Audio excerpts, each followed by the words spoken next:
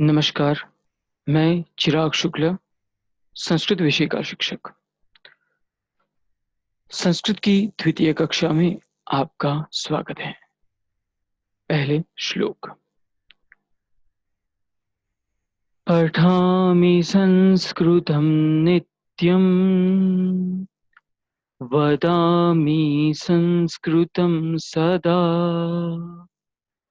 ध्यायामि संस्कृतं सम्यक्, वन्दे संस्कृतमातरम्। वन्दे संस्कृतमातरम्। वन्दे संस्कृतमातरम्।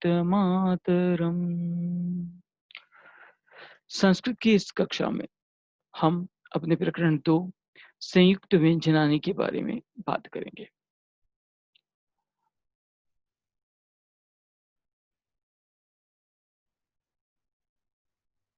संयुक्त व्यंजनानी।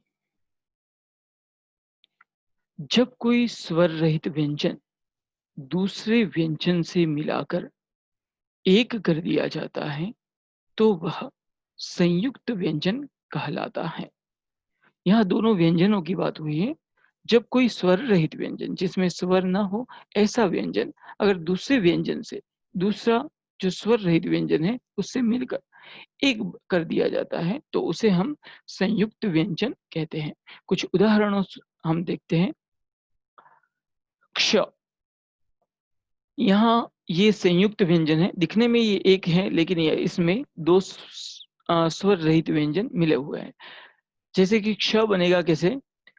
क प्लस श तो बनता है क्ष, और ये क्ष भी आधा बनता है जब उसमें अ मिलता है, स्वर मिलता है, तब ये संपूर्ण क्ष बनता है। वैसे ही त्र, त प्लस र प्लस अ, त्र। ज्ञ, ज प्लस य प्लस अ, ज्ञ। द्य, द प्लस य प्लस अ, द्य। दुव, द प्लस व प्लस अ, दुव। श्र, श प्लस र प्लस अ। यहाँ मैंने कुछ ही उदाहरण दिए हैं। आपकी पुस्तक में पेज नंबर 13 पे और भी उदाहरण आपको मिल जाएंगे। वर्ण विच्छेद। शब्द के अक्षरों को क्रम से पृथक करने की प्रक्रिया को वर्ण विच्छेद कहते हैं। विच्छेद करना यानी डिवाइड करना, अलग करना। तो शब्द के अक्षरों को अगर हम क्रम से उसको पृथक करें यानी कि अलग करें तो उस प्रक्रिया को हम वर्ण विच्छेद कहते हैं। जैसे उदाहरण यहाँ पे दिए गए हैं। बालकः, तो कैसे होगा इसका वर्ण विच्छेद? बा, ब प्लस आ, भा। ल प्लस अ, ल। क प्लस अ, क। तो ये संपूर्ण शब्द का हमने वर्ण विच्छेद कर दिया और अंत में विसर्ग, तो बालकः ये हो गया। वैसे ही कक्षा, क प्लस अ, क। यहाँ पे देखो, क्ष ये संयुक्त व्यंजन है, इसलिए अगर हम क्ष प्लस आ लिखते हैं तो ये हमारा गलत हो जाएगा। संयुक्त व्यंजन को भी हमें क्रम से ही पृथक करना है। तो क्ष को अगर हम पृथक करेंगे तो ऐसे बनेगा क प्लस श प्लस आ, क्ष। ये बात आपको बहुत ज्यादा ध्यान रखना है इस बात का कि हमें क्ष प्लस आ नहीं लिखना है, हमें क प्लस श प्लस आ। जहां जहां संयुक्त व्यंजन आता है हमें इस बात का ध्यान रखना है। द्वारम, द प्लस व प्लस आ, द्वा। र प्लस अ प्लस म। यहाँ पे म हलंत है इसलिए पीछे हम अ नहीं लगाएंगे क्योंकि म हलंत है। तो र प्लस अ, र और म हलंत, द्वारम। यहाँ पे एक बात का ध्यान आपको रखना पड़ेगा। द्वारम शब्द में व यहाँ आपको पहले दिख रहा है, लेकिन अगर हम इसका प्रोनाउंसिएशन करते हैं, हम जब शब्द को बोलते हैं तब व का उच्चारण बाद में होता है, पहले द का उच्चारण होता है। तो जैसे जैसे संस्कृत भाषा में जैसे प्रोनाउंसिएशन होता है वैसे ही उसका वर्ण विच्छेद भी होता है। यहाँ पे व का उच्चारण बाद में होता है, इसलिए यहाँ पे व बाद में आता है। द्वारम बोलते हैं जब हम, तब पहले द आता है, तो इसीलिए यहाँ पे द पहले है और व बाद में है। तो इस बात का आपको ध्यान रखना है।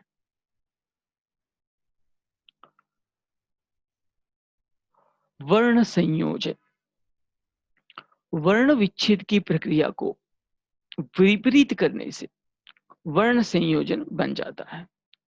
वर्णों को मिलाकर शब्द बनाने की प्रक्रिया को वर्ण संयोजन कहते हैं। वर्ण विच्छेद का उल्टा कर दो तो वो वर्ण संयोजन बन जाता है। यहाँ भी आपको एक बात ध्यान रखो कि व्यंजन से जब भी हम वर्ण संयोजन करते हैं, हमें याद रखना है कि व्यंजन से स्टार्ट करना है और स्वर पे अटक जाना है, और उन दो वर्णों को हमें एक कर देना है। जैसे यहाँ पे वृक्षः दिया हुआ है, तो व प्लस रु, यहाँ पे व व्यंजन है और रु स्वर है, तो व्यंजन से मैंने स्टार्ट किया, मैं रू पे आके अटक गया और इन दोनों को मैंने एक कर दिया, तो वो हो गया ब्रू। फिर मैंने व्यंजन से स्टार्ट किया क, फिर श, ये भी व्यंजन है, तो मैं यहाँ पे नहीं अटकूंगा, लेकिन अ, तो क प्लस श मैंने क्ष कर दिया और उसमें अ मिल गया, तो वो पूरा क्ष हो गया, और अंत में विसर्ग। तो इस तरह से आप वर्ण संयोजन करोगे तो आपको एकदम इजी होगा। याद रखो, व्यंजन से स्टार्ट करो, स्वर पे आके अटक जाओ, व्यंजन से स्टार्ट करो, स्वर पे आके अटक जाओ, तो और उन शब्दों को, उन वर्णों को संयोजन करते जाओ, मिलाते जाओ। दूसरा उदाहरण, अ प्लस न प्लस अ प्लस न प्लस य प्लस आ। अस्वर है, इसलिए मैंने उसको ऐसे ही लिख दिया, न प्लस अ, तो न, न प्लस य न्य, और उसमें आ मिलेगा, आ स्वर उसमें आएगा, तब हो जाएगा अनन्या। अंतिम उदाहरण, ब प्लस आ बा, ल प्लस ई ली, क प्लस आ का, बालिका। तो ऐसे ऐसे हम वर्ण संयोजन और वर्ण विच्छेद कर सकते हैं। कुछ उदाहरण हम देखेंगे। बालिका कैसे बनेगा? बालिका शब्द देखते हैं, ब प्लस आ प्लस ल प्लस ई प्लस क प्लस आ, मार्ग। म प्लस आ प्लस र प्लस ग प्लस अ प्लस विसर्ग, मार्ग। राष्ट्र, र प्लस आ, श प्लस ट प्लस र,ष्ट्र प्लस अ प्लस विसर्ग, राष्ट्र। सीता,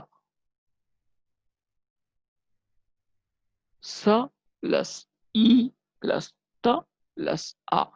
यहाँ सीता में सी में बड़ी ई है, तो मैंने भी यहाँ बड़ी ई लगाई है। इस बात का भी आपको ध्यान रखना है, जैसी जिसकी मात्रा होगी वैसे ही हम उसको लगाएंगे। अक्षरा,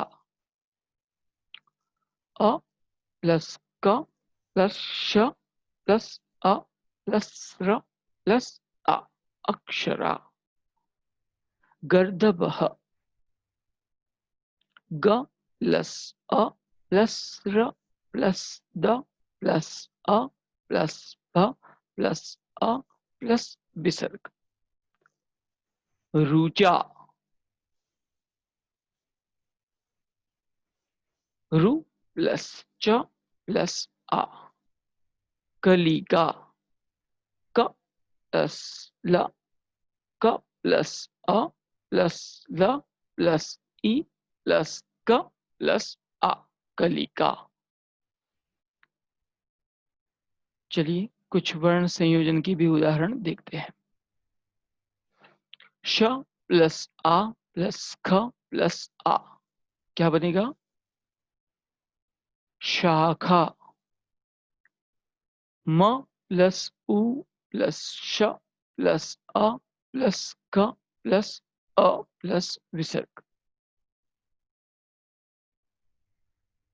मूषकः। छ प्लस आ प्लस त प्लस र प्लस अ प्लस विसर्ग। छात्रः, स प्लस ऐ प्लस न प्लस इ प्लस क प्लस अ प्लस विसर्ग। सैनिकः, प प्लस इ प्लस क प्लस अ प्लस विसर्ग। पीकः, व प्लस आ प्लस न प्लस अ प्लस र प्लस अ प्लस विसर्ग। वानरः, म प्लस आ प्लस ल प्लस आ माला। व प्लस अ प्लस न प्लस अ प्लस म वनम।